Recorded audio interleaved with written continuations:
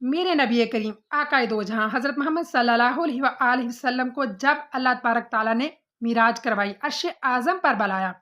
تو وہاں پر حضور اکرم صلی اللہ علیہ وآلہ وسلم کی ملاقات حضرت ابراہیم خلیل اللہ علیہ السلام سے ہوئی۔ حضرت ابراہیم علیہ السلام نے حضور اکرم صلی اللہ علیہ وآلہ وسلم سے کہا، اے حبیب اللہ، اے اللہ تبارک تعالیٰ کے پیارے، اپنی امت کو آپ جب واپس جائیں گے تو میرا سلام کہنا، اور کہنا کہ جنت کی زمین بہت زرخیز ہے، اور جنت کا پانی بہت میٹھا ہے، جنت کی نہروں کا،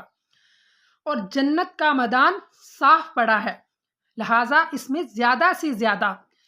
باغ لگائیں، پودے اگائیں۔ اور حضرت ابراہیم علیہ السلام نے بتایا کہ آپ کی امت جب زیادہ سے زیادہ سبحان اللہ والحمد للہ ولا الہ الا اللہ واللہ اکبر پڑھے گی